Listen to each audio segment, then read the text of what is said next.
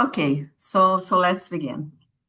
Good morning, good afternoon, everyone. Welcome to the webinar, One Health, Bridging Policies and Science. I'm Mayumi Wakimoto, co-chair of the One Health Working Group from the World Federation of Public Health Associations. And today we celebrate the World Health Day, and the city of Lyon in France is hosting the One Health Summit.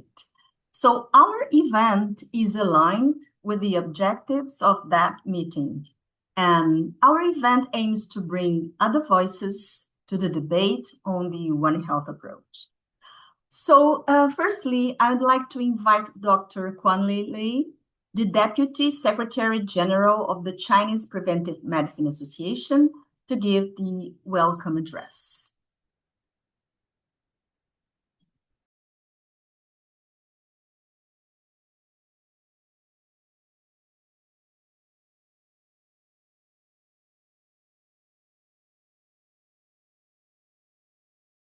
There's no sound.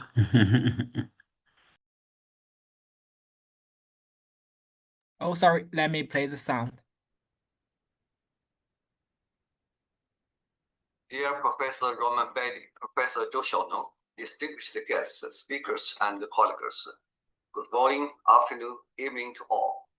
On behalf of the Chinese Preventive Medicine Association, I'm honored to welcome you to this two-day webinar, One Health, Bridging Policies and Science. This event is a key set event for World Federation of Public Health Association Global Public Health Week 2026, and aligned with the World Health Day. We gather at a pivotal moment as France hosts the One Health Summit in Lyon. Our objective is to democratize the conversation, bridging high-level commitments made by heads of state with on-the-ground realities. The independence of human, animal, and ecosystem health has never been clearer, and the North Star vision of President Macron requires tangible solutions, which we are here to discuss. Over the next 2 days, we will dive into critical pillars: pandemic agreement signed in the World Health Assembly 2025, Global Action Plan on Microbiome Resistance 2026 to 2036, and FAO's Agri-Food Systems Outlook 2025. This agenda reflects the urgent needs to translate policies into action. CPMA remains steadfast since co-establishing World Federation of Public Health Association, One Health Working Group with Brazil, and hosting its secretariat at Shanghai Jiao Tong University. We have witnessed the power of international collaboration. Today, I'm delighted to see this network expanding, fostering strong ties between Europe, Africa, South America, and Asia Pacific. Last but not least, I extend my deepest gratitude to our co-organizers: WFPHA, Mahadum University, Shanghai Jiao Tong University School of Medicine, France CERED, and the Brazil Collective Medicine Association for their leadership. I also thank our distinguished speakers for sharing their expertise as we embark on this dialogue to build a resilient future. Let us remember that our shared goal is a healthier, equitable world where the well-being of all species is protected. I wish you all productive and inspiring webinar. Thank you all.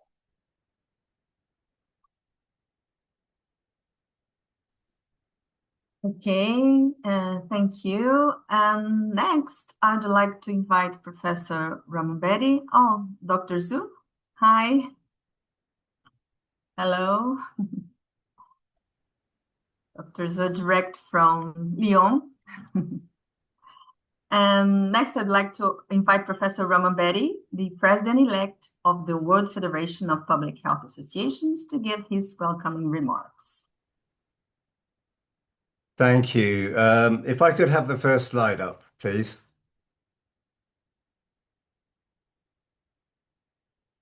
So it's good afternoon to everyone in the UK, and good morning, and also um, good evening for some.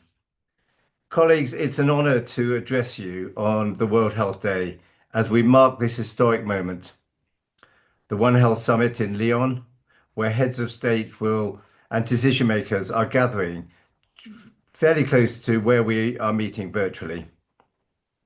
I speak to you today not only as President-elect of the World Federation of Public Health Association, but as someone who has spent decades working at the interface of One Health champions between oral and systemic health, between clinical and social determinants, sometimes where faith communities and public health systems work in parallel, between high income expertise and low resource realities.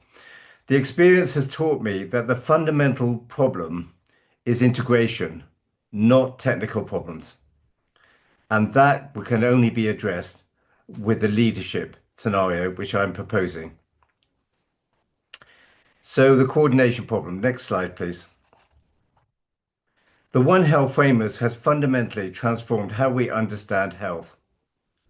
The elegant triad of human health, animal health, environmental health acknowledges what indigenous communities have always known, that we cannot protect any dimension of health in isolation. COVID-19, antimicrobial resistance, zoonotic disease, emergence, climate-driven health threats all demand an integrated vision. But there is a question that high-level summits often avoid. Who coordinates this vision? Who translates elegant frameworks into funded programs? Who ensures the commitment made in Lyon translates into action in Lagos or Lima or Yangon? The conventional answer often means our global agencies, the WHO, the UN. But these agencies provide essential technical leadership, but governance architecture alone doesn't create movements. Interagency coordination does not guarantee community engagement. Technical excellence does not ensure equity. And that's where global public health, our federation, our networks, our professional communities are indispensable. We are not simply one other actor at the table. We are the connective tissue that transforms One Health from a concept into action. Next slide, please. There are three uniting functions. Let me outline them. First, equity-centered framing. What do I mean by that? One Health discussions often start with disease emergence, surveillance systems, and laboratory capacity.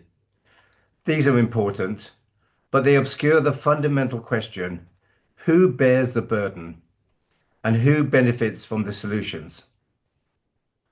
When we discuss zoonotic disease or surveillance, we have to ask, are we protecting vulnerable communities, or are we primarily protecting global trade routes? When we invest in antimicrobial stewardship, are we addressing the structural drivers that force farmers in low-income countries to rely on antibiotics? When we design climate adaptation strategies, do we serve the most exposed to the climate-driven health threats? Or do we simply address those who shout loudest? Global public health brings an equity lens because that is the core of our mandates. Through the World Federation of Public Health Associations and our member associations across 130 countries, we respond to the communities living at the sharp end of the One Health failures.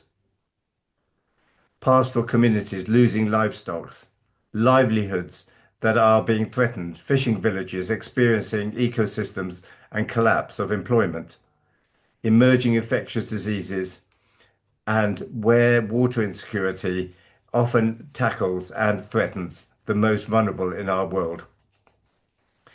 Equity is not an add-on to the One Health agenda. It's the measure by which we judge whether One Health will succeed or fail. The second point I want to address is the multi-sector governance architecture. Effective One Health requires coordination across health ministries, agriculture departments, environmental agencies, veterinary services, and financial departments. But these sectors often operate within different mandates, different funding cycles, different political constituencies, and fundamentally different viewpoints of the world, what constitutes as success. Global Public Health Federation provides governance infrastructure that enables coordination. We convene across sector boundaries because that's our constituency. Population health will only succeed if we depend on this. National public health associations already work with ministries of health, with agriculture, with environment. Regional networks like the Asia Pacific Public Health Leadership Network, which we are developing and which CPMA are leading, provides platforms where we can do cross-sectional dialogue. More importantly, we provide accountability, and the sectors are committed to integration action but fail to deliver, and it's the public health communities that can call them to account. When budgets prioritize economic growth over health protection, we can demonstrate the long-term costs of that naive way of thinking. When political cycles create incentives for short-term thinking, it is global public health that can create that long-term vision. So it's not simply a coordination issue, it's a governance issue, an ongoing work of negotiating priorities, allocating resourcing, and holding systems to account. The third is community and civil society engagement. One Health frameworks become technically driven, expert driven, agency led, focus on surveillance systems and laboratory networks. These are important, but they're insufficient on their own. Effective One Health must be grounded in community realities. Where communities come together, where farmers come with urban people, the informal settlement of negotiating when there is a contaminated water with the local communities, that is where global public health extends. We have deeply enrooted, embedded into communities, public health. Public health without community engagement is meaningless. So we understand that One Health implements depends on trust, on participation, on co-design, not simply top-down deployment. And that's where global public health can play a major part. This community anchoring creates sustainability. Programs are designed for communities to endure long after the funding cycle runs out. Solutions that respect local knowledge gain broader acceptance. Interventions that address the needs achieved the outcomes. Next slide, please. So, the uncomfortable truth is that global public health has often played a reactive role in One Health. We participate in working groups, we have meetings, we contribute technical experience, we endorse declarations, but we have not consistently provided the leadership that the moment demands. Leadership means more than coordination, it means convening. Different groups, diverse actors around a shared goal. Global public health needs to broker agreements when interests diverge. We need to hold sectors accountable. We need to champion equity where political experiences suggest otherwise. And most of all, we need to maintain the vision of where we're going and what we're trying to achieve when crisis often demands short-term thinking. This requires a new generation of One Health leaders who can work fluidly across sectors, who understand both technical science and political economy, who can speak the languages of health ministries, agricultural systems, environmental health, and of course the One Health vocabulary. This is why I'm proposing the development of a global One Health executive leadership program. Imagine a program that brings emerging leaders from health, from veterinary science, from agriculture, from environment, from departmental financing and civil society. Not a 2-day workshop, but a sustained engagement over a period of time, learning together, developing a network, and supporting each other across geographical boundaries. The program would create more than skills, it would create relationships. The friendships formed between the people who participate in this leadership across countries would be the important thing that will address the One Health challenges we all face.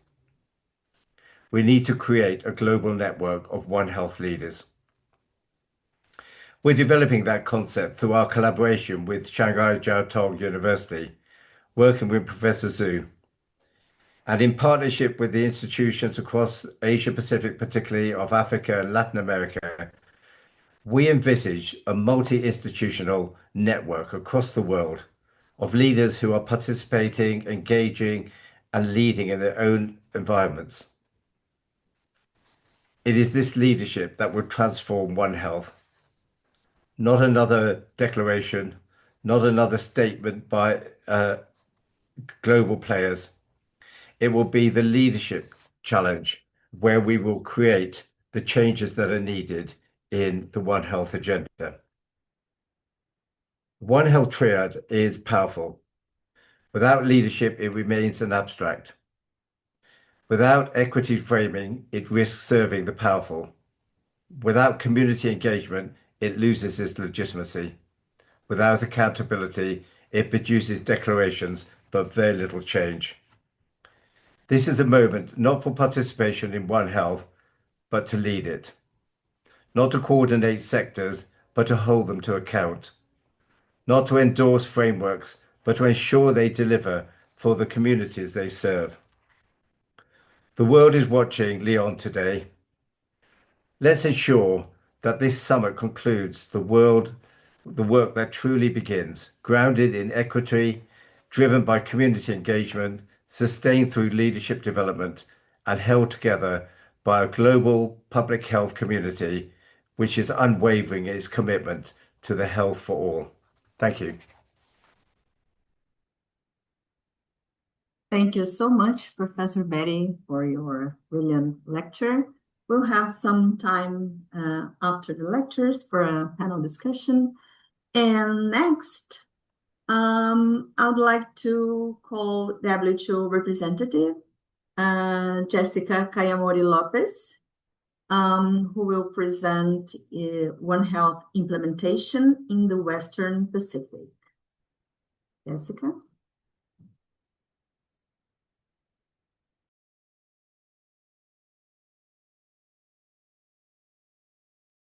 Thank you, Mayumi, and hello, everybody. Can you hear me well? Yes? Okay, perfect. So, hi, everybody. Hope it's a good moment to all. I'm right here in the One Health Summit, sitting next to Professor Zhao, actually, and very happy to be here and be able to share a little bit more about the actions that we have in the Western Pacific region and how we have been implementing One Health and dealing with the governance aspects of that. So once we start, just to contextualize, so we're talking about a very populated region. We actually cover in the WHO Western Pacific Regional Office 38 countries and areas. And this is a very massive part of Asia and also all the Pacific Island countries. So basically, we're talking about a very populated, but also a very dynamic region. And when I talk about dynamic, it's because we do have a lot of different public health incidents and a lot of different public health emergencies, and many of them are linked to One Health. right? So most of them demand a lot of multi-sectoral coordination, and you will see as we go how we have been addressing it from our perspective. I'm not going to dive into the definition of One Health, but basically we follow what OLAP has defined, and also working with the quadripartite. The event that we are joining today, it's also the One Health Summit. It's part of the global engagement on One Health. And I would like to highlight a couple of others, such as the WHO Pandemic Agreement, which has been a very intense and very long discussion, all of the UN COPs, but in our region also ASEAN One Health Leaders Declaration in a very high level, advocating for One Health and standing for One Health, and also the Pacific Community Engagement with the leaders that actually are in Pacific Island countries. Just to touch a little bit on how we coordinate in the Asia Pacific region, we are about 8 different offices from the different quadripartite agencies, meaning WHO, together with UNEP, the United Nations Environment Program, FAO, the Food and Agriculture Organization of the United Nations, and also WOA, World Organization for Animal Health. And I will also bring that up in our discussion related to governance later. Before I move forward, and I also feel that this was also mentioned in the previous presentation, we are talking about operationalizing One Health and implementing One Health, but I always like to bring up the 3 enablers, right? One of them is the political engagement and advocacy, which is a core pillar for us to sustain the activities. Science and evidence, that is basically, a foundation to leading us to evidence-based and all the work around it. And the implementation, which is basically implementing technical programs, right? And for this, the quadripartite also see that in that way, the stepwise approach. So understanding what is available, what is the situation in country, building around the governance aspects, the coordination mechanisms, the different technical task force, but also aiming on integrating it to policy and finding sustainable funding mechanisms. In our region, it's a priority. So WHO promotes One Health and considers One Health as a very big priority.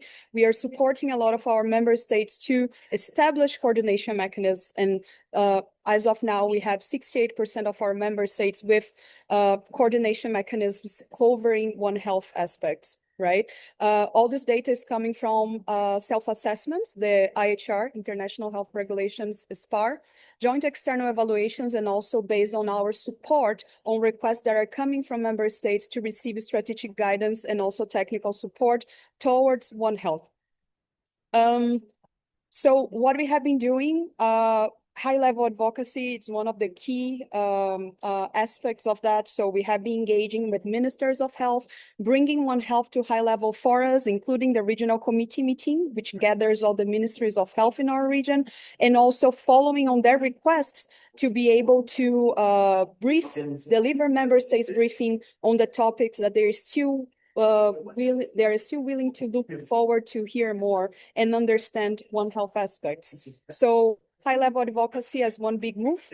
And that leads us to a lot of the technical implementation, which is basically how we believe that all the One Health approach is meant to support the implementation of our regular technical programs in a more efficient way, in which we allocate resources, we allocate our human resources, financial resources to be able to deliver efficiently. And then, of course, you see the different action tracks of the One Health Joint Plan of Action, different programs, and a lot of initiatives around this.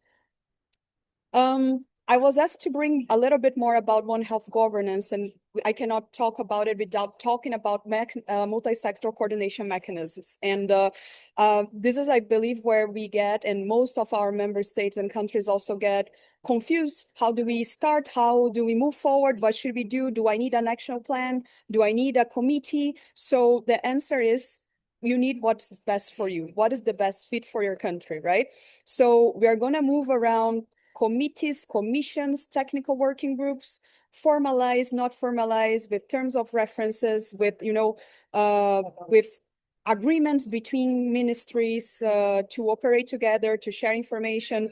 And with all that, of course, all the technical exchanges and the technical actions come together. So multi-sectoral training, joint capacity building being institutionalized, educational programs, and The very big point also that usually comes together is that do we need an action plan?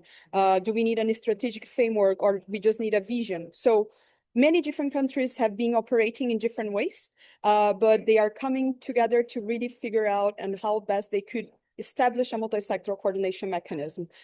Being inclusive, of course, starting most of the time at national level and dropping it down to subnational level. But we also observe some member states that started to be more independent at a provincial level, at a state level, and are moving ahead before their national government. So bottoms-up approach also happening in this ecosystem, let's say.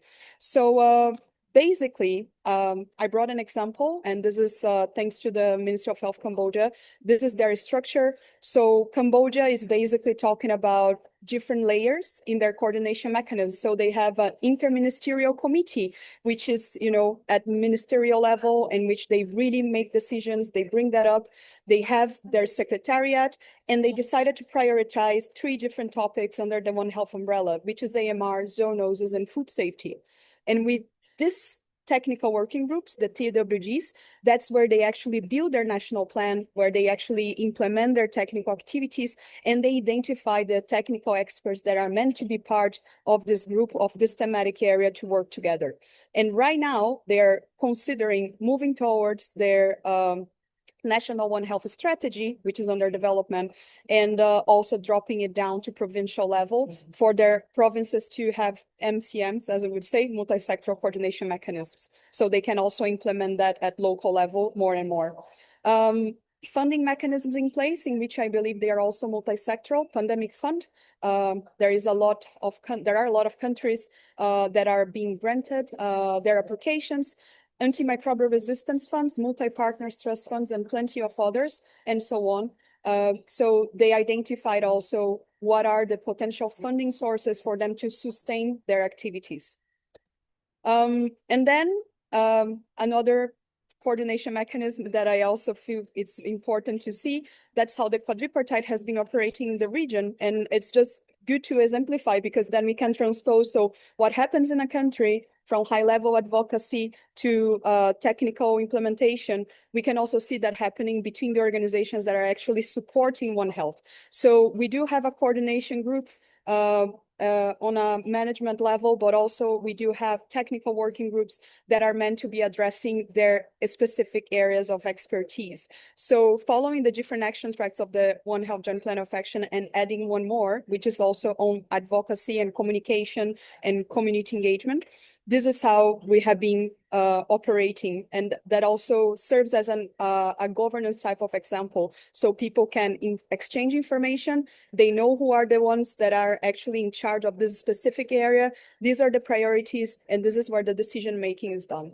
So actions in the Asia-Pacific region, of course, from high-level advocacy in the different forums for ministries of environment, ministries of health, which is very important for us. So all the leaders are also aligned on the expectations and on the approach itself. From, of course, implementing joint activities, including national workshops, national initiatives for, specific topics like epidemiology, surveillance, and plenty of others, but also mobilizing resources together.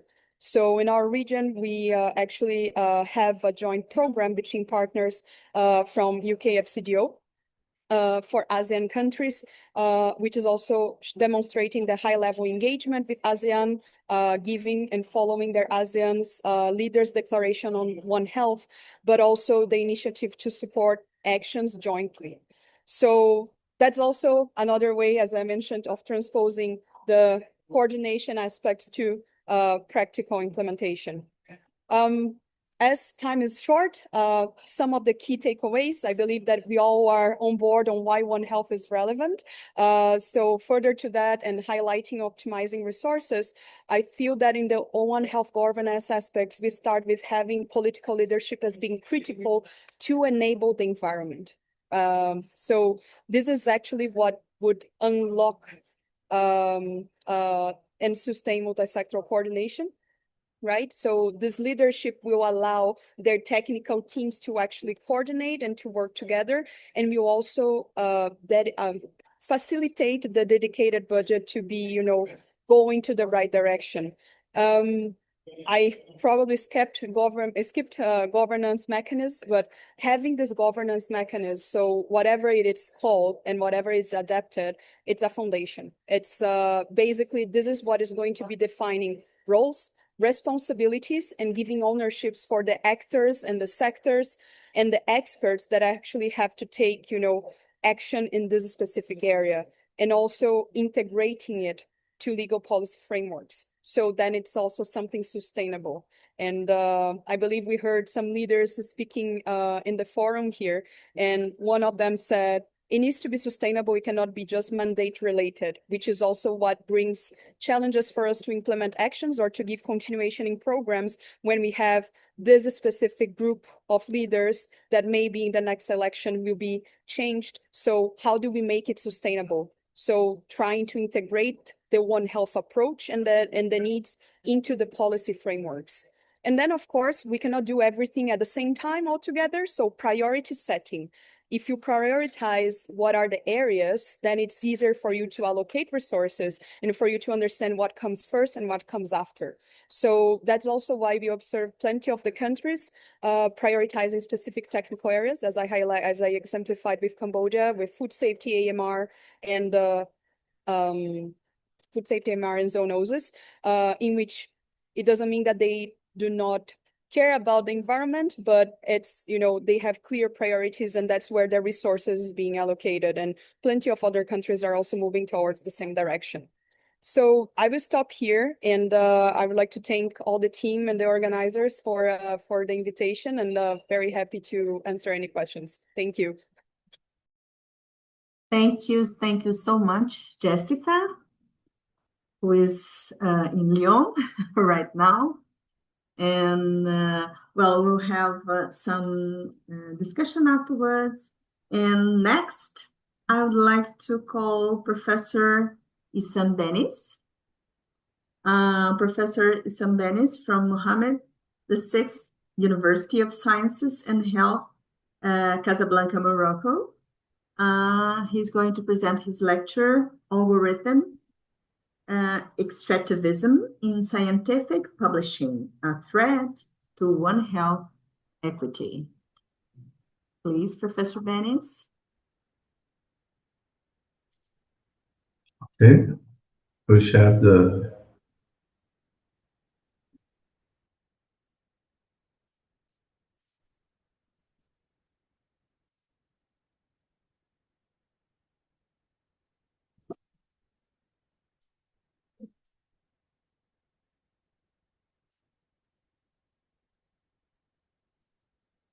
So thank you so much for your invitation. I'm very great and happy to be with you today. And my talk today will focus on the 15-minute arguing the greatest threat of One Health. It could be also another thing that could be just the scientific population business model. And this is why I will spend this 15 minutes to explain that. So for 2 years, when the EI became more and more developed, EI in population debate has the wrong question. I said that can EI could be motor or not. So this is just a smoke screen, because the real transformation is happening about behind these firewalls and licensing agreements. Why? Because population are no longer disseminator of knowledge. They have become now brokers of priorities and data infrastructure. That means all this data infrastructure, where they get these articles, become powerful. So they collect our research, or the research in general, process in with AI and sell it back to us as a premium services. This is not philosophical, not also political, but I am just looking on the economic way. So For example, I will just talk about numbers. 5 companies control half of global research output. Their collective profit approximate between 2019 and 2024 around $15 billion. In 2025, for example, Elsevier reported an operating margin of 38%, higher than Google or Apple. So how is this sustained? So it's by this 1.9 million of peer reviewer who work for free, processing 4.2 million submission every single year. So the public pays for the research. We pays also for the review and pays again to read the result. So profit growth are 7% to revenue at 5 between that. So the gap is pure monopoly rent. So AI has added a new layer to this extraction. How? Because on one side, for example, Springer Nature processed 1.5 million articles through AI workflows in 2025, cutting costs dramatically. But the article processing charge remained the same, between $1.3 to $5,000. The saving go to shareholders, not to researchers. On the other side, publishers sell our data. For example, Informa, Taylor and Francis generated $75 million from AI licensing deals in 2024 alone, without our consent or the consent of the researcher, without also any compensation. So now a third layer is emerging, who is this algorithm that determine what we will discover when we put, for example, some words to seek research. So Scopus AI now, Science Direct AI, these are all of them. They use some algorithms that are opaque. We don't understand really how it works and how they prioritize, for example, some research than others. So we do not know how they rank. We don't know how they recommend. We don't know how they filter. So now publisher become not just publication and access control, but also discovering research.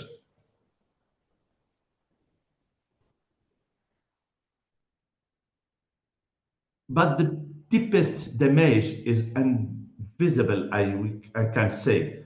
It happened upstream in what gets research in the first place. Publishers, for example, favor topics with high commercial value. Pharmaceutical market size drives publisher interest. Publisher interest drive what is considered publishable.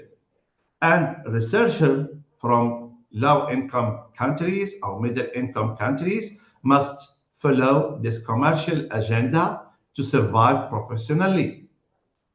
A study from Cambodia showed this explicitly. Research priorities are set not by local public health needs, but by what international partners consider publishable. So the result, what could be? Neglected tropical diseases affecting 1 billion people receive approximately of $1 billion enough in research and development. This oligopoly does not merely extract the value, it shapes the direction of science. So let's focus on the one hand because it's the best example for this devastation situation. The population system has itself created a disciplinary silo that One Health exists to overcome. Now, this is an anecdote. So, and now AI threatened to make those silo permanent. Why? Because 73% of clinical AI training data comes from the America and Europe's region. So representing only 22% of the global population. Over half of this data set are in English only. Low-income countries produce under 1% of global publication. And development assistance of health has fallen by 20% between 2024 and 2025. If pandemic AI is trained on this data, it will be structurally blend to the region where real zoonotic risks are greatest. So we cannot build equitable global health intelligence on commercially biased data. So let me finish by this conclusion. When monopoly power determine what gets published, what gets trained into AI, and what gets sold back to the scientific community, the resulting infrastructure serve revenue, not health. So now a manuscript developing this argument in full is currently authored collectively by many members of the One Health Working Group, and it will be published in the nearest day. I thank you for your attention, and thank you so much again for your invitation. Thank you. Thank you so much, Professor Dennis. Your lecture and your insights are make us think a lot about it, and we can discuss it further. And well, next, I would like to ask Professor Hélène Rival from CIRAD, Montpellier, France, to present Research and Innovation for Sustainable Agriculture. Hello, can you hear me? Yes. Okay, I try to share my screen. My screen here.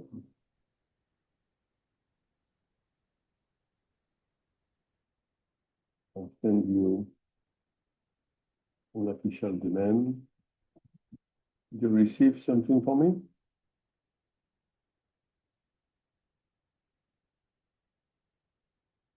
I can't hear you so well. I'm not sure if it's the phone. Can we share the screen or not?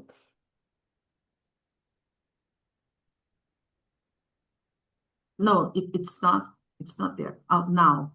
Yeah, it started.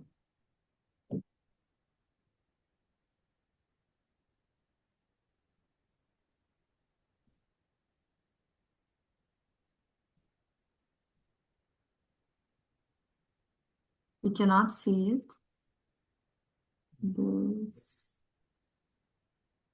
I'd like to ask our support. Oh, yeah. Okay, we have it. Yeah. Is it okay from your side? I cannot see It's not. It's anything. not full screen. Is it full screen for you? Yeah.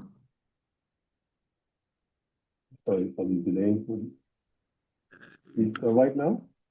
Can you make it a slideshow, please? Is it possible?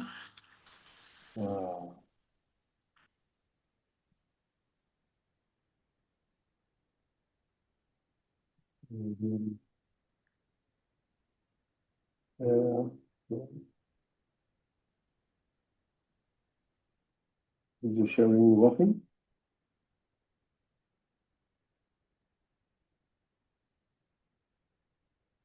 Hmm. Can you see something interesting or nothing? Yes, we can see it. It's not full screen, but we can see the Okay, slides. so Yeah. maybe I can Just please check if they are going. No. Yeah, now it's Yeah, perfect. perfect. It's okay? Oh, sorry for the delay. Okay, so if everyone is listening, it's fine. I'd like you to talk about the relationship between sustainability in a crop like the oil palm, which is one of the major oil crop in the world, and how it can impact or be impacted by the One Health concept. We all know about that. We not waste your time on the One Health concept. Well,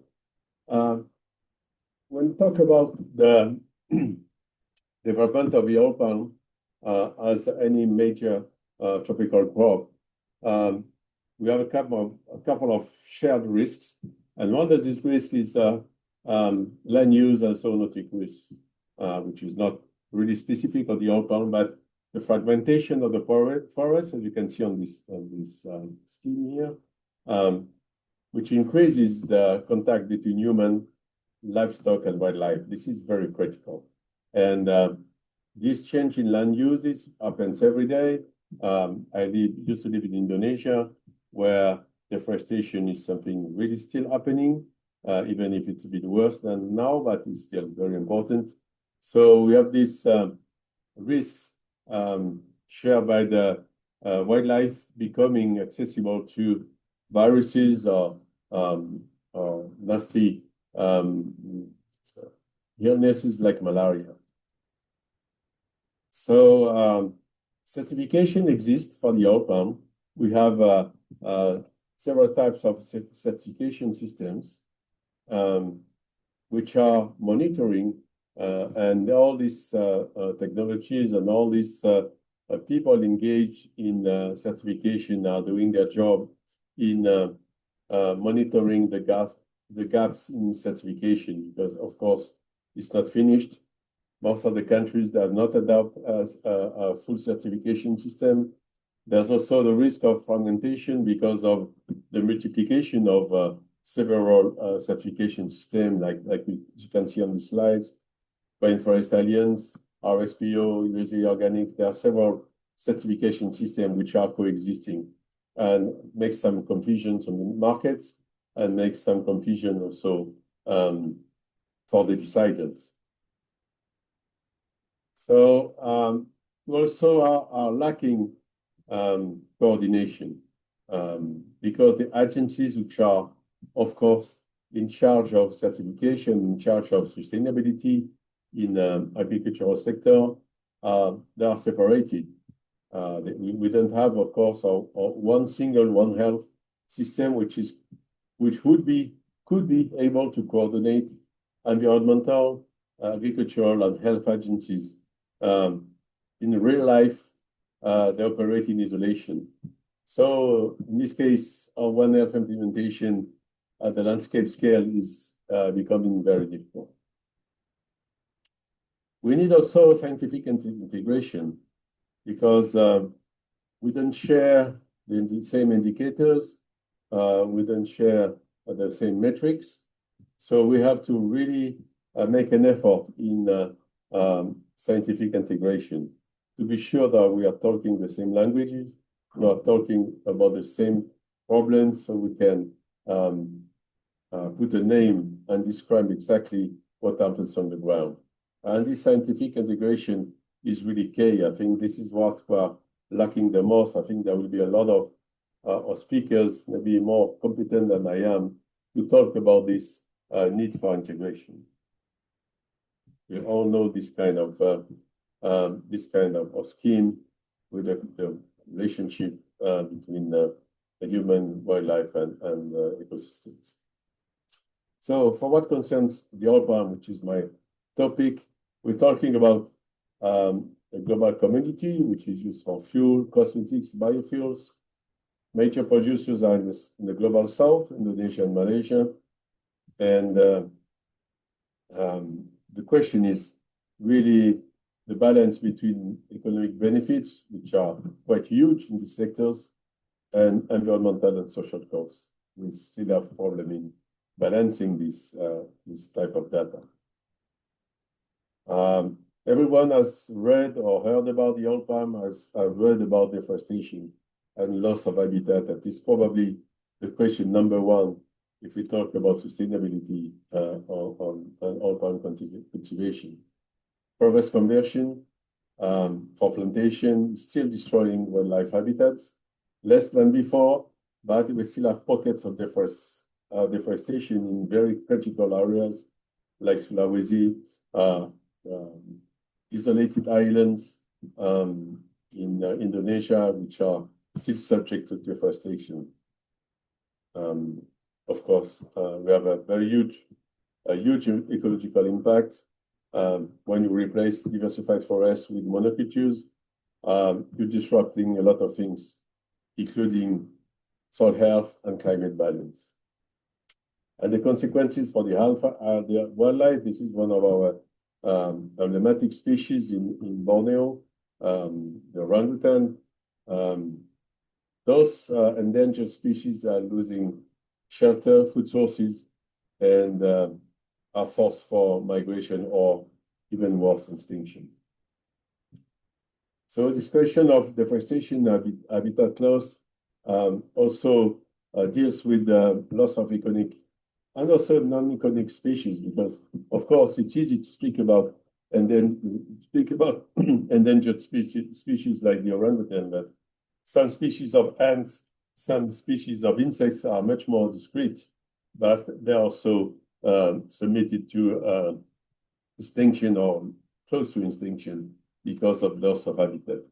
So there's not only about orangutan, tigers, and elephants, but also termites.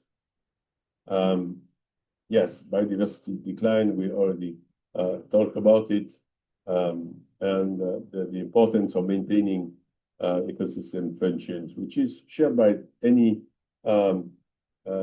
living organism on Earth, whether it's an animal or a plant or whatever living organism. And what we share also is a cultural and economic loss. When culture is impoverished, the loss is enormous. We're losing our traditional knowledge. We're losing our, of course, ecological knowledge as well, and with a lot of impacts also on resources like ecotourism. So this is an example of cohabitation between the elephants and human life in my country, in Malaysia. These interactions are increasing, of course, because of habitat fragmentation, with the rising of conflicts, the animals encroaching on farms and villages, causing crop damage, safety risks. This is increasing as well, and also health risks, because when you increase this, your increasing habitat, these fragmentations, you have increased chances of zoonotic diseases transmission between animals and humans, because the contacts are more numerous and more often. So the other risk we can also talk about is the risk due to monoculture, which is the case in most of the agroecosystems we are dealing with. Monoculture plantations like oil palm or rubber or sugarcane, that reduce ecological complexity and resilience. So any plantation crops will carry this risk of reducing complexity and compromising the resilience of your agricultural systems. Habitat loss, of course, we are losing natural predators that are able to control disease vectors like in any other living system. Increasing mosquito, rodent populations who can amplify disease transmission. And so we have peaks of zoonotic outbreaks happening from time to time with all the crises we all know around the world, like Nipah or malaria and many others as well. So this also connects with the risk of chemical use and pollutions, because of course, when there's a risk of contamination or a risk of any source, the easy solution is to use chemicals and to increase our use of pesticides, with a heavy risk of contamination and bioaccumulations, because we're using more and more these pesticides in more and more of different situations. Nutrition runoff, of course, because our water courses and lakes are poisoned by eutrophications. And of course, the bioaccumulation in plant and animals, which is also a One Health risk, which has been deeply described already. Something that we don't talk too much about is the risk on microorganisms. These microorganisms, for an agronomist like me, they are very important because they are really the key of the food chain. So the persistence of chemicals, the ground pollution, as you can see on the pictures, which is quite seeable in this case. It's easy to spot this kind of pollution, but loss of microorganisms or pollution, which is causing disruption in the food chain in microorganisms, we cannot see them. And when you're disrupting these very important nutrient cycles, you will compromise the health of your plants and, of course, the health of the whole system as a consequence.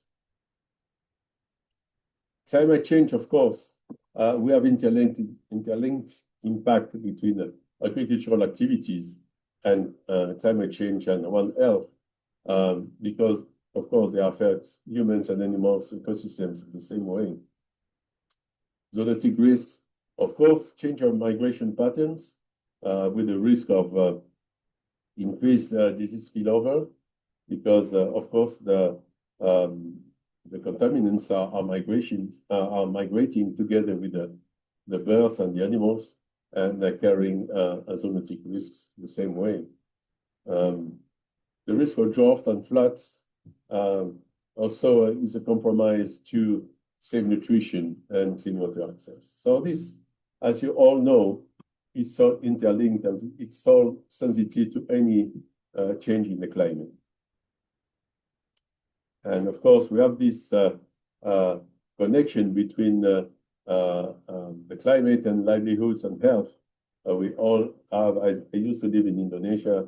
I used to have this periodic floods, even in big cities like Ho Chi Minh City or Jakarta.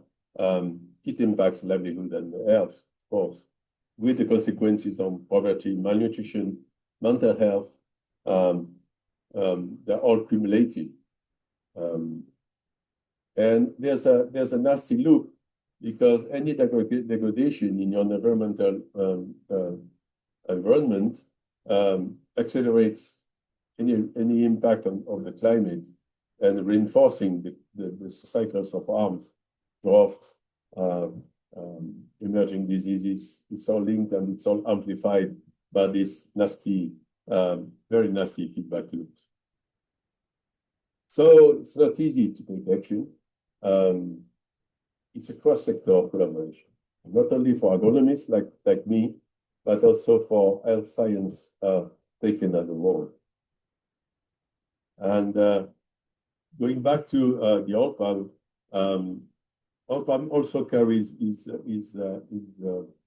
social dimensions, like land conflicts, the expansion of plantations, which is the risk of displacing native people, smallholders, marginalization because of unequal access to land. I'm talking about that, talking about the oil palm, but you can copy and paste to any agricultural system. It could be rice, could be rubber, could be pineapple, whatever cultivation system which is increasing or which is grabbing land to smallholders faces this risk of marginalization, and labor exploitation is the same.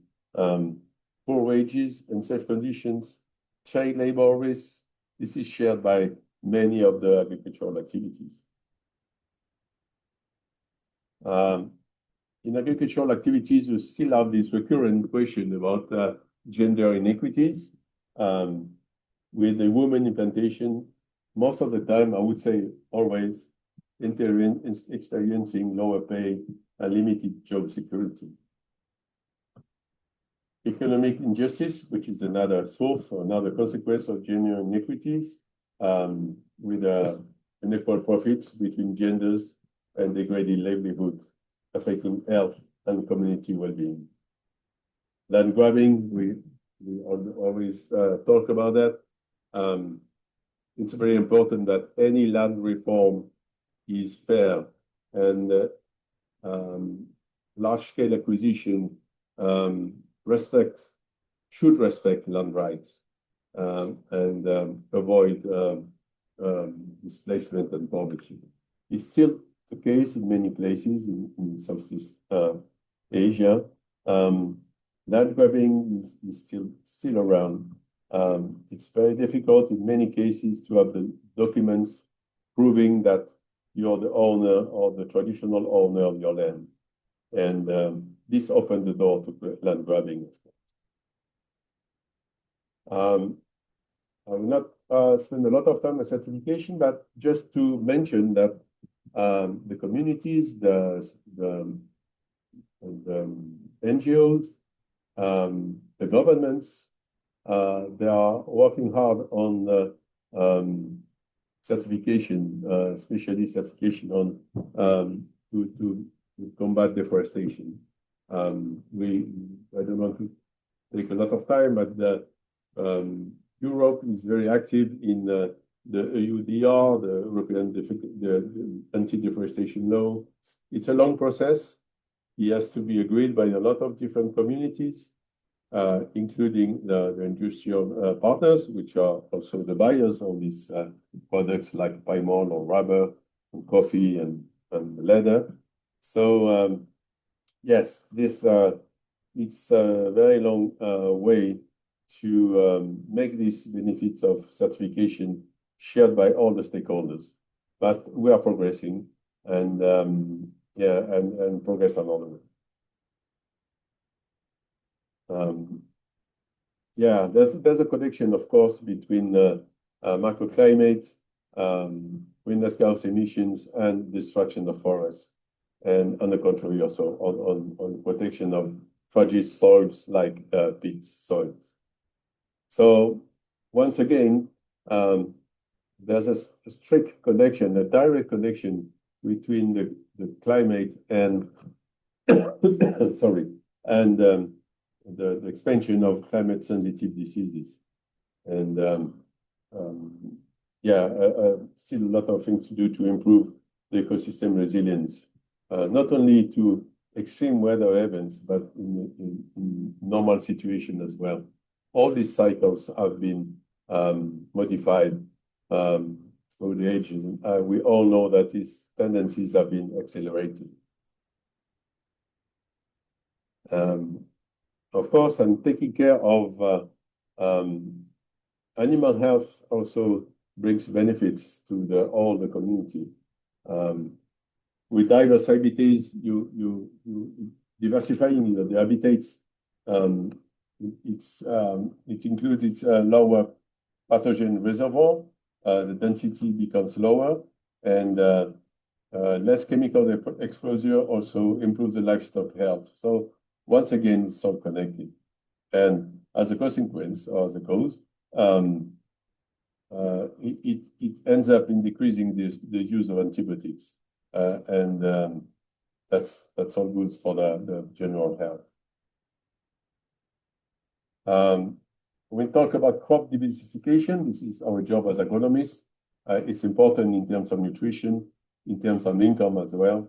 It's very important to diversify the source of crops, not only for diversification but also for health and nutrition.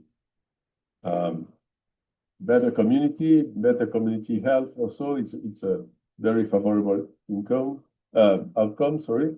And also it's linked to a better access to clean water and sanitation. And as we said, as it's all connected, if you improve one of these characteristics, one of these parameters of human health, you also have an incidence on many others.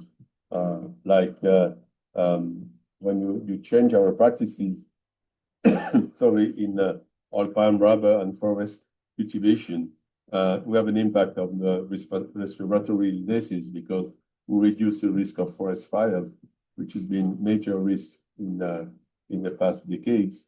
So once again, having a cleaner air as also a lot of incidences out of the plantation itself. A couple of solutions before I conclude. The monocropping system we had for, let's say, more than 1 century in Southeast Asia, which was one single crop on thousands and millions of hectares. This situation is very risky. So we are changing this paradigm, and we are designing more and more agroforestry schemes, plantation like this one, in which we are mixing forest trees with the native trees, so that we create biodiversity and we create resilience. Because for many reasons, to keep the story short, the history of plantations has been linked to cheap labor, has been linked to a greater availability of lands, and all these characteristics are disappearing, and the attractivity also of the plantation job is also decreasing. So we have to think about another system than the plantation system as it was installed for centuries. So agroforestry is a solution in which we want to improve the resilience in the system, and we want to make it more diverse and more resilient to climatic change. And also we're hoping to improve the soil fertility, to improve also the pollinator networks as we have a better agrobiodiversity. And with higher ecosystem services, we're also trying to improve carbon storage, water retention, and climate resilience. This is what we're doing at the moment with projects we are conducting in Sabah in Malaysia. So aligning sustainable palm oil with the oil wealth, with One Health concept, it's easy to align because sustainable cultivation methods protects all the ecosystems and livelihoods, whatever they are, human, animals, or any living organisms. If we protect our ecosystems, we also reduce the risk of diseases, and we integrate health and environmental monitoring at the same time.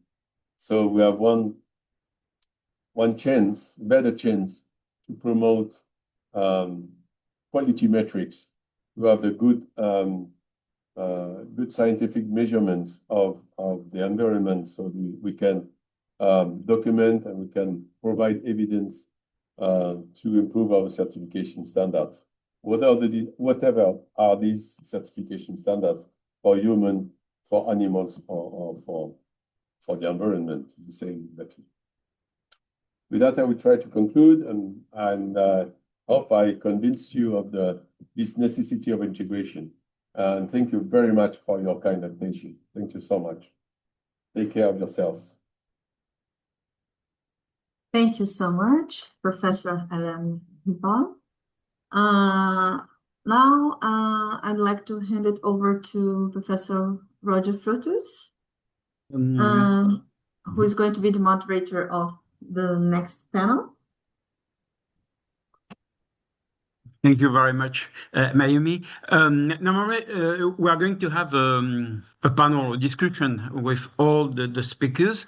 But before that, I would like to give the speech to Dr. Cheryl Stroud to present her talk on One Health. And before going to the global panel. So please, Cheryl, it's your turn. Great. Let's see if I can open my camera. Great. Hello, good morning, good afternoon, good evening, everyone. I'm pleased to share a few comments with you. I noticed a theme in our comments today. It's very refreshing to me to hear us talking about finding better ways to connect, because I think it's a huge, huge issue for us in this One Health space. So I'll just share a few thoughts with you that are quite near and dear to my heart here at the One Health Commission. Let's see if we can advance here. So I'd like to just talk about how we can better join hands across this global One Health movement. We know so critically that to really implement One Health, it's going to take both the top down, the government's support from the governments, in funding streams, but it's also going to take a bottom-up effort, which comes from communities. And it comes from helping the general public understand what we're talking about. For 20-something years, we've been in a giant One Health echo chamber with all of us scientists yelling at each other and talking to each other and discussing with each other across the disciplines about One Health, but we've not yet found a way to help the general public understand this, and I think it's going to be critical for us to really fully implement this. So I bring you greetings from the One Health Commission, a nonprofit based in the US, and people do get quite confused because there's so many players in this space, and that's what we're going to talk about today. People get confused with the One Health Commission and the Global One Health Community that leads the World One Health Congresses and the Lancet One Health Commission, and then hundreds of groups all over the world really trying to help us implement One Health.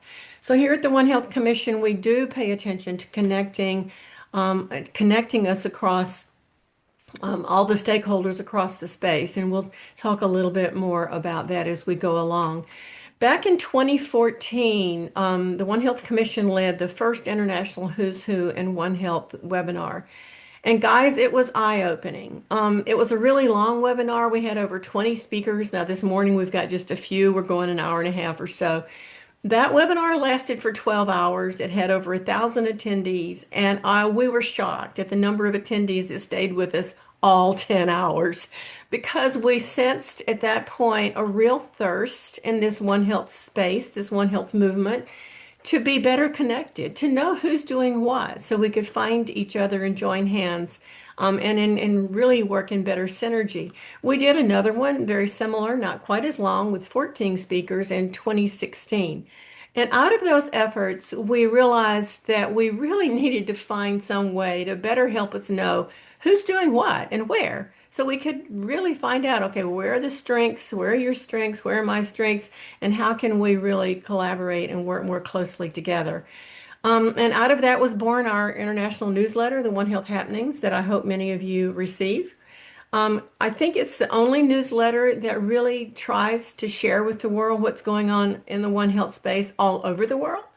Most organizations in their newsletters, they share what they're doing, and that's awesome. In fact, in our newsletter, we shine a light on and point to those newsletters.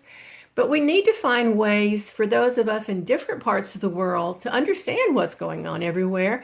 And it's critically important in this policy space to help lawmakers and people in charge of the funding streams get a feel, an idea for how this One Health, for not only for what this One Health concept is and how urgent it is, but how it's being embraced all over the world. So I invite you to participate and sign up in that free newsletter by joining our listserv. And in that newsletter, we share news from all over the world, like PAHO, when it developed its One Health policy statement. And, in 2024, there was a North America One Health University network being stood up here in the US. If you weren't tapped into this part of the world, you might not know that. So we're trying to help the world understand.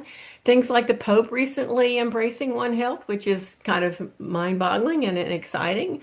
And then in 2016, the One Health Commission was really a demonstration of the power of collaboration because we joined hands with the One Health Initiative, which is an unincorporated group of individuals, not a formal nonprofit, but also with the One Health platform, which is what it was called at that time. It's now morphed into the Global One Health community. And so the group that was leading the World One Health Congresses, we joined hands and created the Global One Health Day or the International One Health Day. And it was amazing and eye-opening to see how many, in that first year, how many people around the world said, oh my gosh, they were looking for an opportunity to do something like this, especially where they could bring this One Health concept to communities and to the general public beyond the scientific realm, which is incredibly important. And we've done it for 10 years now, even during the pandemic, guys. All these groups around the world were leading One Health Day events to try to help us understand the concept and to really bring it home to local communities and help the lay people, the plumbers and electricians and school teachers understand what we were talking about and how it needs to be incorporated at all levels of society. So we're in our 16th year now, and people are already signing up.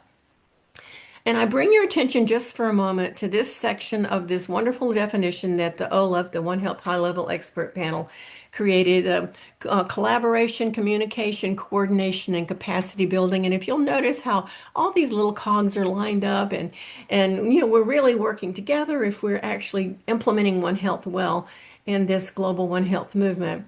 And we've got these wonderful World One Health Congresses that have been going on since 2011, and very exciting that this year it's in Lisbon in September.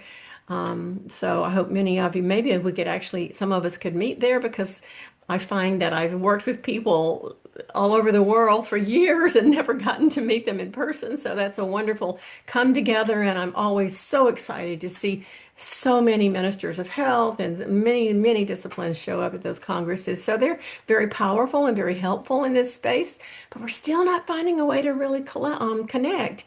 We've got more and more countries. That's countries colored green on this map are countries that have actually developed and adopted at government level National One Health strategic action plans. And I heard that Cambodia is working on theirs. I know Brazil is very close to having theirs. And we only recently, guys, I know this is mind-boggling to all of us, but we only recently colored the U.S. green on this map since we had developed the National One Health framework.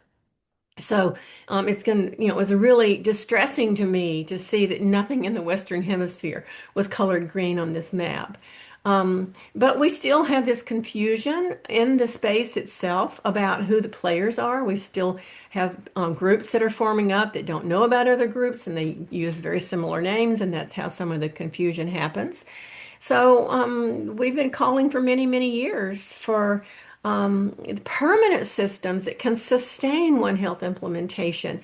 Yet what we usually see this day and time is when you'll go in, we'll do a One Health project, and it'll be growing great guns for maybe 4, maybe 5 years, and then the funding dries up and the project goes away, and we're not sustaining somehow. We're just somehow not getting the cogs to line up at policy and governance levels and at local community levels.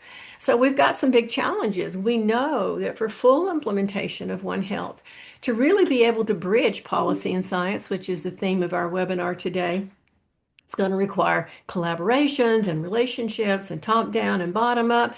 But right now we're still struggling to even identify who's doing what, so we can find each other's strengths and join hands. If we can't even figure out who's doing what, where, how will we ever coordinate? So I just want to share a real short story for you. Some of you might have been at the World One Health Congress in Cape Town in September 2024. The One Health Commission realized just before we left to go to that Congress that the United Nations Summit of the Future was happening in New York at the very same time as the World One Health Congress. And we searched the program for the Summit for the Future and couldn't find One Health being included or even mentioned anywhere in the Summit for the Future now, and they were going to write a pact for the future coming out of the United Nations and not mention One Health or even allude to the whole concept of One Health. So when we got to the Congress, we discussed with colleagues and decided to write a collective letter from the attendees of the Congress, of the World One Health Congress. And we did that, and we gave an opportunity for the attendees of the Congress to sign on to this letter. And it was pretty amazing. Over 100 signatures, I mean, of something like 30 organizations signed on just in the 24 hours or so that we had to do this. And we sent it to everybody we could think of at the United Nations and the leadership for this Summit of the Future. Unfortunately, we did not get the letter there in time to actually get One Health incorporated into the program or even get the words One Health included in the pact for the future that was coming out of that summit. But guys, this was the first time, to my knowledge, that the global One Health community, the international One Health stakeholders, came together in a collective advocacy action. And I just think could be so powerful for us to find ways to do that. And we can be when we come together, but it can also be going on all the time, all year long, if we could just get better connected and better coordinated. So that was a very powerful example to me that we lived through and experienced. And I'm going to share these slides with Professor Fruteau, and some of the links that I've shared here will be active in those slides. But our challenges are, why do we keep getting new groups that use the same names? Because we don't know about each other. We don't know about each other's existence. And why does the left hand in the One Health movement often not know what's going on by the right hand? Because we often don't even know each other. And why does this international movement not more often raise its collective voice, where we come together and speak collectively, because we can have such a more powerful voice when we speak collectively? So I just, we can do better. It is not acceptable to me that One Health, that is supposed to defragment us, is itself still so fragmented in spite of our wonderful actions that are coming out of the One Health Quadripartite and the OLEP, which are very focused on helping countries learn how to implement One Health. It's incredibly important, but we've got to find ways to bring it to the general public, to bring the bottom up, and to find better ways to connect ourselves in this space. We just need to learn how to synergize. So I guess I'm just laying out again a call for us to collectively find ways to do this. The Commission is doing its best to do its part. We're very happy to continue sharing news, and I just invite you to share your news with the Commission so it can be put in this newsletter. And the Who's Who efforts that we do, I just think it's so incredibly important. And I invite you to help us do that so that we can join hands across this global One Health movement. And really help the general public, the non-scientist public, and help us all better just know each other and really fully implement this work. So I thank you for listening, and thank you, Professor Fruteau, for allowing me to share these comments.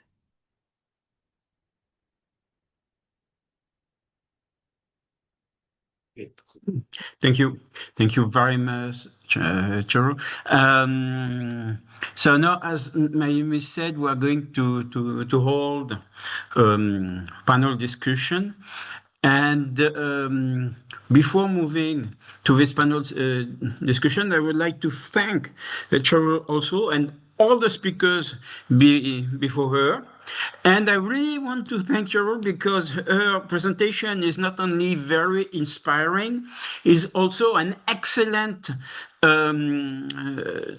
transition to this panel discussion. Because it's the perfect transition. We couldn't have done better. The point is now we're going to have the general discussion. So we'll invite all the panelists, all the speakers to come online. So to activate the camera and microphone. And Mayumi as well, you didn't speak, but you are part of the panel. The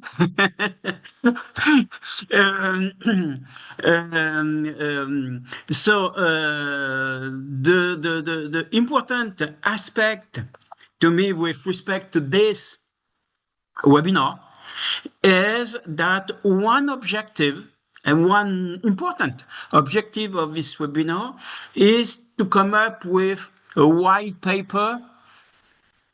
Why not perhaps a white book, but at least a white paper in a good journal to write clearly what we have to do, what we need to do, what doesn't work, why it doesn't work, what we have to do to correct that, and that's exactly what Cheryl presented, and that's why I said it's a good transition, and it's really an important outcome of this webinar to be able to write together this white paper. And I think we should consider during this panel discussion, we should address that issue. For every member, every speakers, and collectively, what should we do? What are the priorities? What do we have to do? Not to talk, to do. What do we have to do really and to make it implemented? And that, I think, would be a good way to make this panel discussion something very useful for the public, for the audience, but also for writing this white paper. In my opinion, is something extremely important, because my philosophy is very simple, is that we can have a very nice webinar, just like we have today, wonderful discussions, but if something is not written, it does not exist. For something to exist, it has to be written. So we must make a paper out of it that will be published, and then it will exist. And that's my personal position, opinion. I will let you express your feeling about it. So then I think we should start maybe one by one, and then all together people can take the floor depending on whether they want to say something. And if you start one by one, let's say by order, we will start with Professor Bedi, who started the presentation.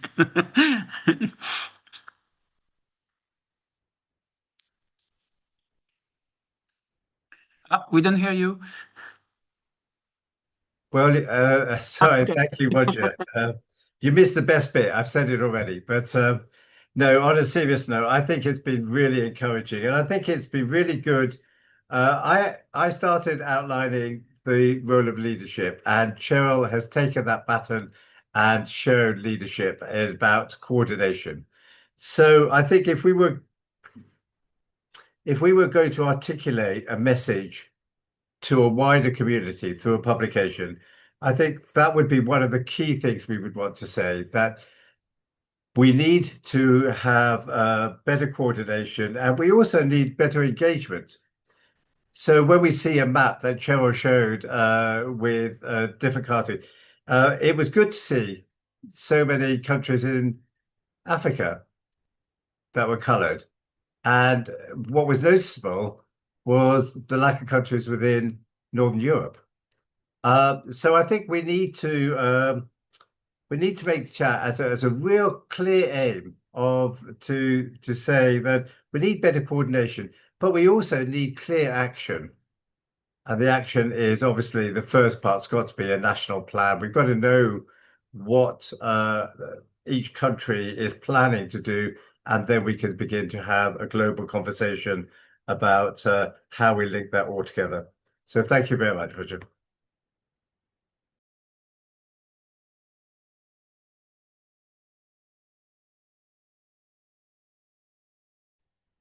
We can't hear you, Roger.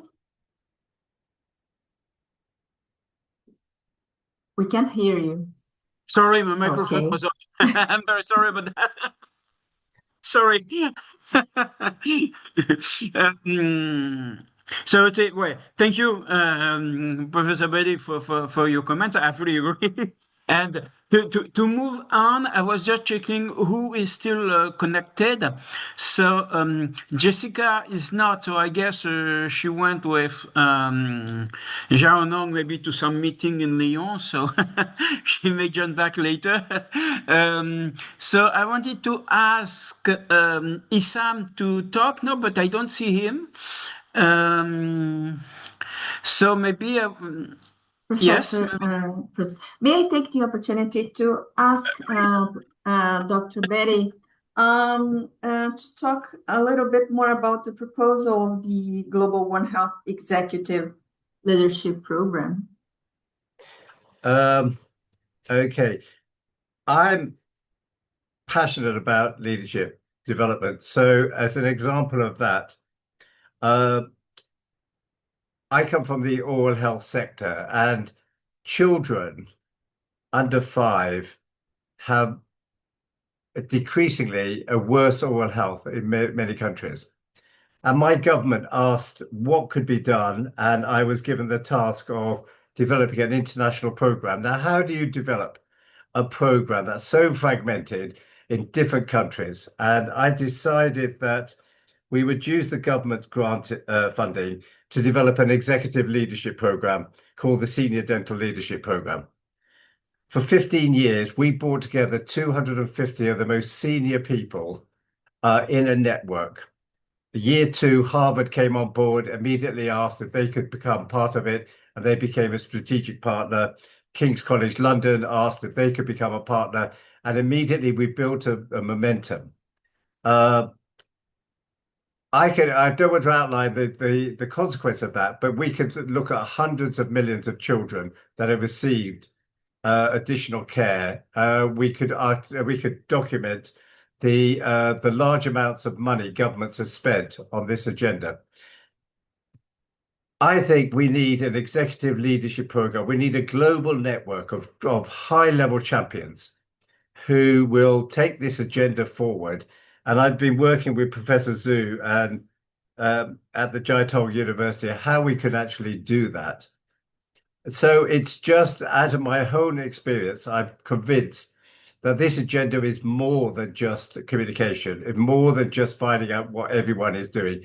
This is where the most senior members of our profession and also in government need to step up and to learn how what this agenda is, how best to implement it, and how best to network. So that's what I'm trying to say as a step for myself with the World Federation of Public Health Association, is to implement a global executive program on the One Health leadership. Thank you.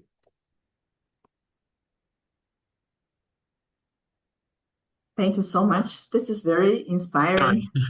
I think Dr. Chera Stroud wants to say something. Oh, well, I really, really appreciate Dr. Betty's comments today. And you said something just now as you prefaced your executive leadership comments. It sounds like a fabulous program. I would love to see what you're talking about happen where we're regularly coordinating at the higher levels. But you said something else that I think is incredibly critical that we don't talk about enough. And some of you who know the One Health Commission that I lead know that we're all about education. And that's not just education. You know, I was begging for education of the general public. To me, the policymakers are part of the general public. But you know what we've got to do is the education of the 5-year-olds that you were mentioning. We've got to start this early. We have to find ways to incorporate this way of thinking, and that requires finding ways to get the curriculum, a curriculum that embraces and frames things in One Health, and very early. And believe me, that is very hard. I mean, we've got a One Health Education US group trying to do it in the US. We've discovered it's a lot easier. Deb Thompson's getting One Health lessons into Uganda and in Tanzania a lot easier than we can in the US. But this is a challenge for us to find ways to incorporate this way of thinking. You know, to you really ground it early so that you're teaching the high level leaders and the executives to understand and do this, but it's got to come from the bottom up and from the very early youth too. Cheryl, thank you so much for reminding us all of that truth. So when I think of executive leadership, Roger, through you as chair of this discussion, I think we need not the usual players. So I've been very strong about faith communities. And it was nice, actually, Charlie, you mentioned when the Pope says it. So we need senior members of our faith communities. They have a global network, which is as strong, if not stronger, than almost any health sector. We need to communicate with them on this agenda, as we do with school children, as we need to do with all sectors. So my vision of a leadership program is not professors of One Health around the world coming together. It's a diversity of people in our society who have infrastructure, who can actually begin to implement. I'll talk more later on the role of faith communities, which I think is a major role could play in this agenda. Thank you. Thank you. Thank you very much. I have online a question from Chi Kong Yap. I don't know if it is possible for Chi Kong Yap to interact live and ask the question. I can read the question and for the panel, and if possible to have direct interaction will be a lot better. So the question is, now the planetary health is the headline rather than One Health, which I disagree. I think we should emphasize with public health first, step by step, back to what we can do individually. May I know your thoughts? So, who would like to answer this comment and this question?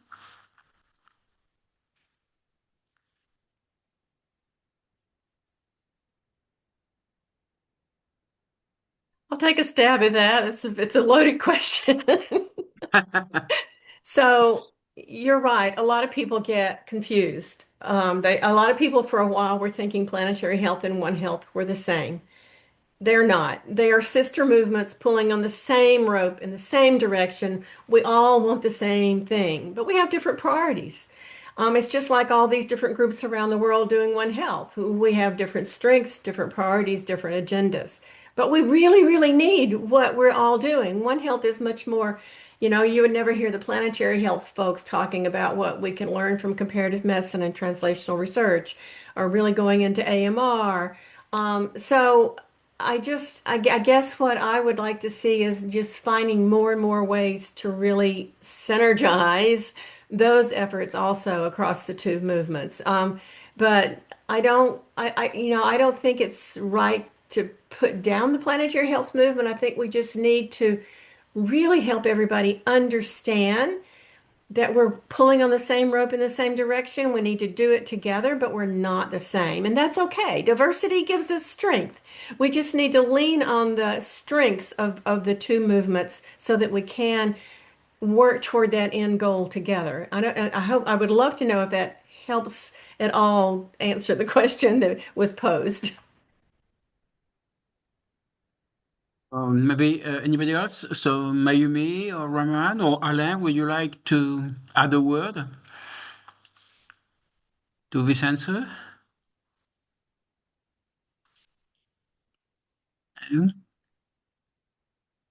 Actually, yes, Roger, please. I think actually Chi Kong Yap would like to speak. I wonder whether that's possible.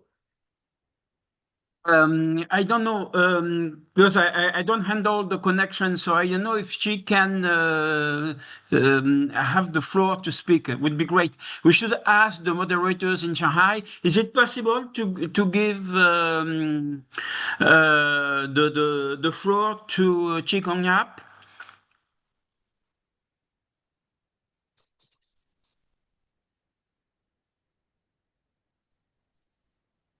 Microphone is activated, so I guess it's possible, please.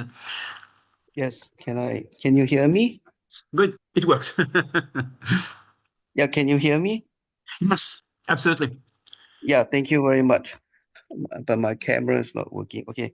Now, I've been teaching in a university since 2003, and I've been a researcher, I think more than 28 years, So I'm a professor, full professor in ecotoxicology.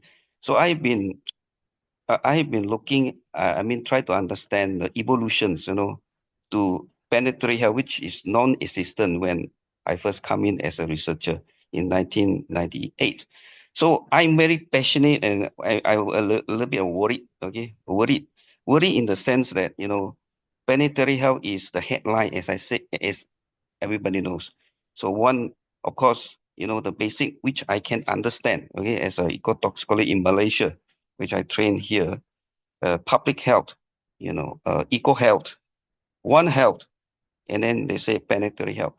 But I always think that we need to go back to the basic things, basic in terms of how we handle ourselves. We have to educate our children, we have to educate ourselves, we have to don't drive our car to the road, for example, to save the petrol, for example, now. So I think the most challenging work now is how to raise the awareness among us. That's a very basic things.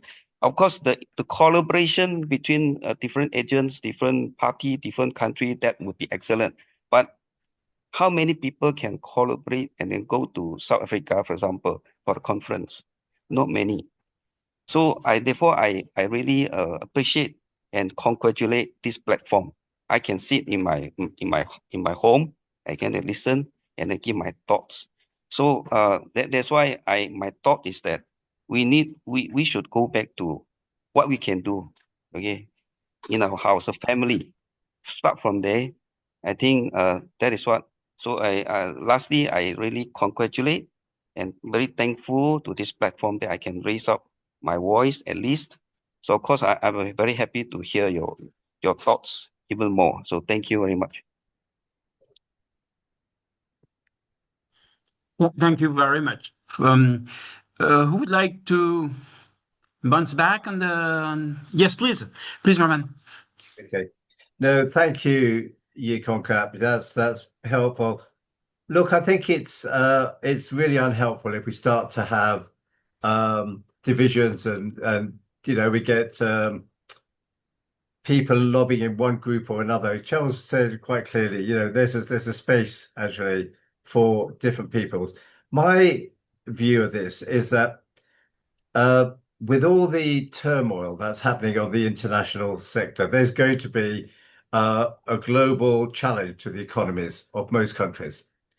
We are going to see a far greater priority, as we have done with defense spending, and we're going to find actually funding for health in general, but certainly in issues like One Health to be really challenging as priorities of governments changing. At this time, we need a collective voice, and it's got to be a louder voice than maybe we have done in the past. So I think we need planetary health, One Health, all actually articulating loudly a voice about this priority, because I feel that the changes on our global stage and the turmoil that's happening could make this very, very difficult for a lot of people engaged in this agenda unless we actually speak very clearly, loudly, and collectively. Thank you. Thank you very much. Any other comment about this question and statement? No? Yes, Cheryl? Yes, Shikan, Jap, you made a really important point. There's a Women for One Health group that formed up a couple of years ago, and the reason it formed up was that the World One Health Congresses didn't have a lot of women leading the panels and speaking and all those things. And so the women said, there's a lot of women doing a lot of work. So they started this Women for One Health group. It's an amazing network. The reason I mention that is that not a whole lot of people are in a position professionally at a job that can fund them to get to the World One Health Congress. You know, you get your top elite professionals there who are in positions that can pay to go. It costs a lot to go to those meetings, as you probably know, Cheng-Yang. I usually, because the commission doesn't have a huge budget, I usually do it out of my own pocket because I feel like I need to be there. But everybody can't do that. So it is incredibly important for us to find ways to give people who can't come together to the big meetings, to give them a voice. And that's one of the things the One Health Commission tries to do, is create working groups that can give people an opportunity to get involved in active leadership outside their little home setting, to actively lead for One Health when they might not have the opportunity to do it in their day job. So I think that's another part of all these calls that we're issuing today, is finding ways that we can bring all the voices to the table, not just the ones that can get to the big meetings. So thank you for that comment. Thank you very much, Cheryl. Alain, you wanted to say something, and you can continue on your view of the way to implement One Health. Yeah, thank you for giving me the floor. I'm bouncing on the idea of citizen science and NGOs and opening the doors and making the society more lively, this community more lively. I think it's very important to listen to the voices of NGOs. I'm an academic, but I'm working a lot with NGOs on the ground, and they're doing a lot of job. They're doing a lot of things which are not published or not. You cannot see them easily, but their contribution to science, their contribution to integrative science like One Health. As everyone said, we need competition. We don't need one specialty. We don't need one group of specialists of this type of science. We need to integrate the knowledge of a lot of different people. So yeah, we have to be very critical and very precise on what we want to do in terms of collaboration, in terms of opening the discussion to a very different group of people. Because a topic like One Health deserves good science, deserves good participation, good people, committed people, people who are engaged with other communities like the NGO. Yeah, this is just a comment I would like to make. I'm not at all a specialist of health or One Health, but I'm a practitioner. I work on the ground in Malaysia, and I really realized easily that there's a lot of things to do. Simple science, simple cooperation, opening the doors to other people who have a lot of knowledge and who are not heard enough. Yeah. Thank you. And any more thought on how to implement? What would be, in your opinion, the priorities in terms of implementation of One Health or Global Health? What should we do? Priorities is openness, I think. One key word, openness. Being open to, as I said, different group of scientists, but not only scientists, to people who have they say in global health. And they can be agronomists, they can be people from very various horizons. So we have to find a way. I don't know, I don't say it's easy. We have a kind of forum where everyone can have a space to show up and explain what they want to do. It's important to have this lively community, to have this open forum. I understand it's going to be very messy. I understand it's probably a nightmare for organizers. But at the same time, I think because of the topic, the topic of global health means that we have to discuss among a lot of different people. So, and as a consequence, you also have to organize discussion with very different people from very different backgrounds. So I understand it's not that simple, but we have to cultivate this richness, to cultivate this diversity of opinions and these diversities of backgrounds and horizons.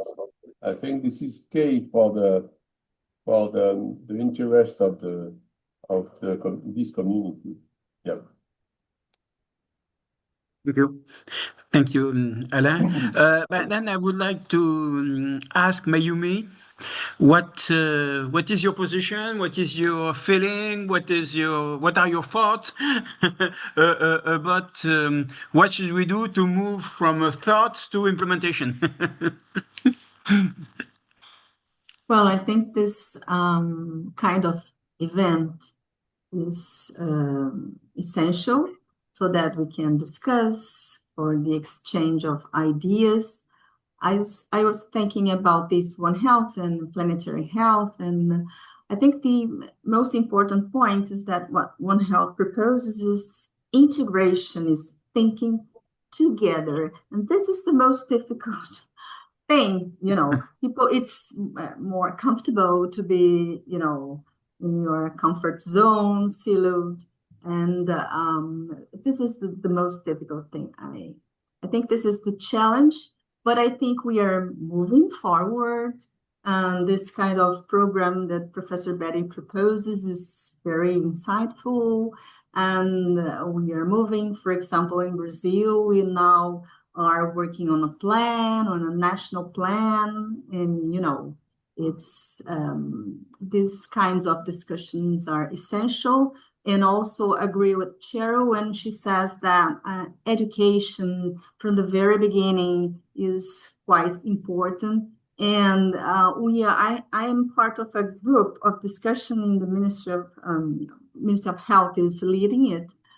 But communication and how to communicate was the first thing, and we are working on it. Not only the concept itself of One Health, but also how we spread it and communicate adequately. So, well, I think we have to fight in different, fronts so that we can be successful. Thank you very much, Mayumi. So I will, because everybody spoke. I don't know if someone else want to add something. Otherwise, I can give a few words, but very little. I have a please. Question, suggestion. I know that you want to get a white paper to emerge out of this discussion today. Because if it's not written down, we don't exist, right? Both days, huh? Sorry? It's not only today, it's today and tomorrow, all together. Oh, okay, right. So I know you want that to happen. So maybe, I almost hate to say this because I'm already stretched for bandwidth, but maybe each of us who have brought forward ideas could write a little section about their ideas, and then somebody could put it all together into one. There's a theme, there's a common thread going here that we could, somebody could, maybe Roger or Sam or somebody, puts that thread to create the continuity for a paper. But that's one way to get the thoughts here. I know that you said that if it's not written down, it doesn't exist. And in all honesty, I'm even frustrated with white papers because you can write, paper and paper and paper, and, who reads it? It's, that's a frustrating thing, but you're right. If it's not written down, it doesn't happen. The other thing is when you're doing something like this, you really need to find a way to reach the audience that you'd like to reach. And I think we struggle with that also. I know the commission was going to try to help promote this, but our listserv goes to people who already understand One Health. So we've got to find ways to reach into communities for that lay public that I was talking about and get them engaged with our conversation, or find ways to get our white paper in front of them. Put it as commentaries in local newspapers. We'll find ways to take this beyond our echo chamber is my point. I think that just to Please. I think social media is very important, Yes. nowadays. So much maybe invest in this, communicate in social media. Roger, You're right. if I could say that all these sessions are being transcribed, so they're being recorded. We could look at the transcripts and use that as a basis of drafting something. Yes, absolutely. Absolutely. If I may, I would like just to give some personal thought about it, just a few ideas. It's not really a summary, some ideas that came up.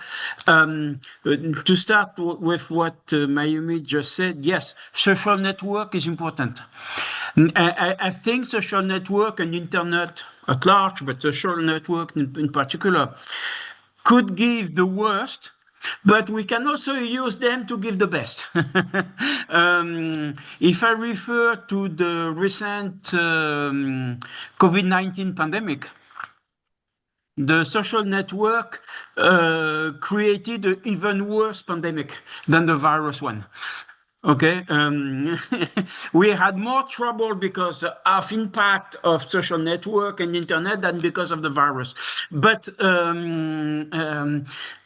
we can also use it to forward the good messages.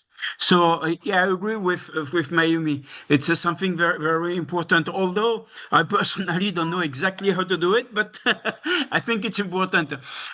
Another thing, another comment from Mayumi, she was talking about communication and the community, etc. Yes.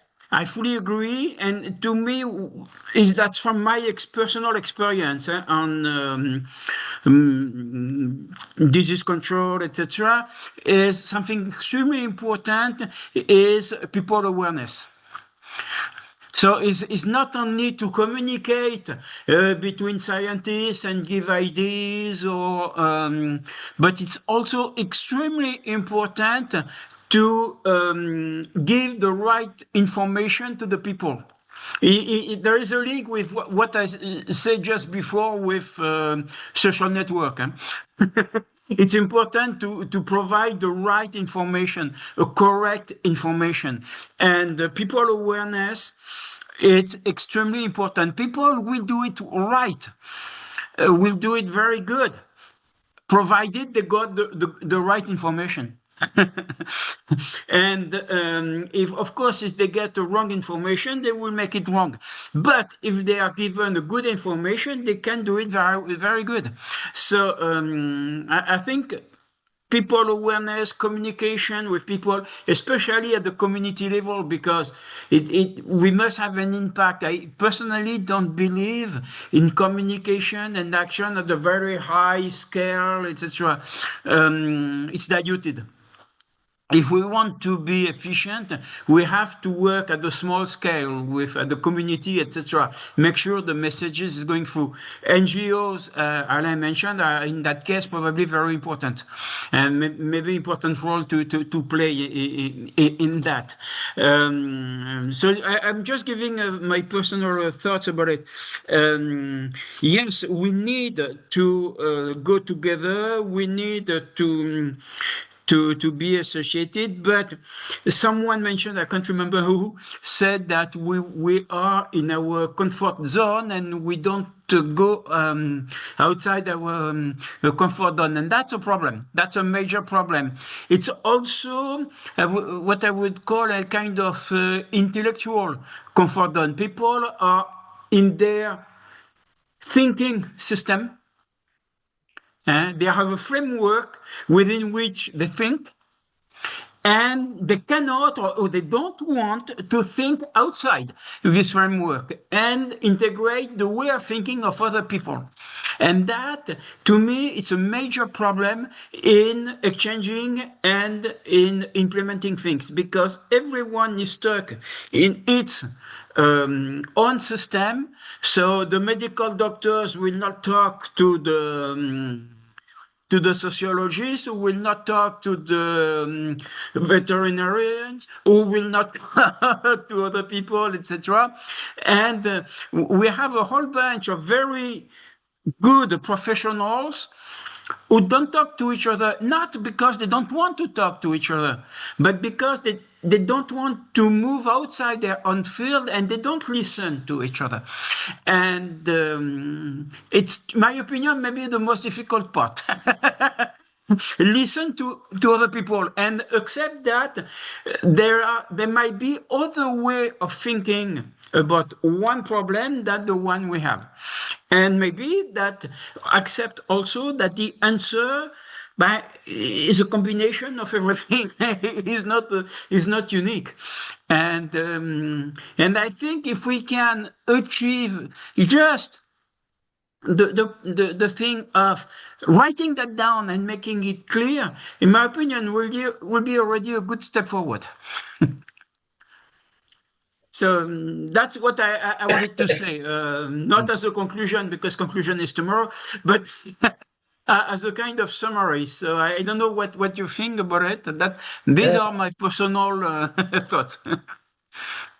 I think it's very good, actually. So historically, I've written about leadership development. Leadership development is 4 pillars. The first pillar is organization and management. If you can't organize yourself, you're not going to organize anything. So One Health needs to organize, and Cheryl has given us that idea. The second is the evidence base. We need to be clear what the message is, the evidence base. The third is to communicate through all channels, written, social media, we'll have it. But the fourth is the most important pillar. In other words, we've got to create new environments. Stop talking to each other in the same meetings and the same things. We need to create new platforms, new communities to engage with. And if we could do those things, then we will demonstrate what true leadership in One Health is. Organization, communication, evidence-based, and embracing new opportunities that present itself. Sorry, that was a bit of a ramble, but I've been preaching that to my profession for the last 15 years. So I thought I'd say that. Thank you. Yeah. Well, thank you very much. I fully agree. Thank you very much. I don't know, Mayumi, if you want to add something? No, just perfect. Thank you so much. Perfect. Cheryl? I have to find the unmute button. No, thank you very much. This kind of conversation is going to take us to the next level. We've been trying to have this move to the next level conversation for a while. It's going to happen. Some ideas are going to emerge that are going to catch on. We just have to keep swimming, everybody. Just keep swimming. Yeah. Okay. Thank you. And Alain? No specific comment. I'm really, really happy to be involved in this conversation as a field agronomist. But I can feel that there's a lot of opportunities for our students, opportunities for other members of our community to open up. It's very fascinating to see how this network is slowly but surely building up for good. And good luck. And I'm really excited to see what will be the next step and how we can end up in concrete terms and realizations. So thank you very much for having me. Thanks so much. I will say one more thing. I'm really jealous that I'm not at the summit right now. Okay. Roger, can I just say thank you on behalf of the WFPHA?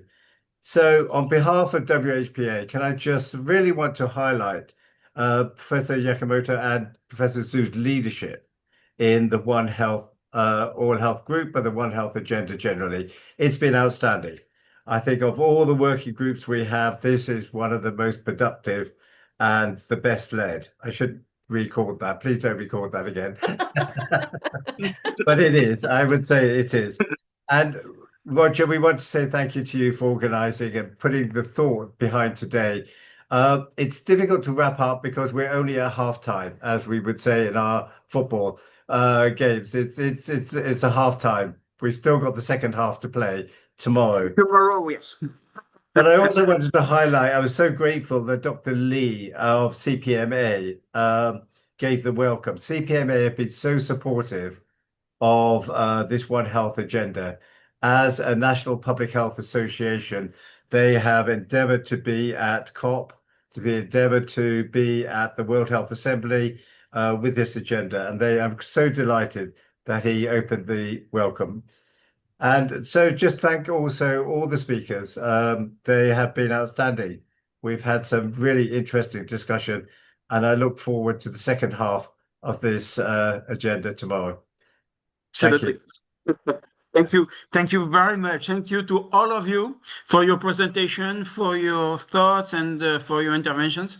And we will continue tomorrow. Yes, of course. And I keep my obsession. I want it to exist, so we need to write it. Okay. Thank you all. Thank you very much. Thank you all. Bye-bye. See you tomorrow. Bye. Yes, bye. Bye.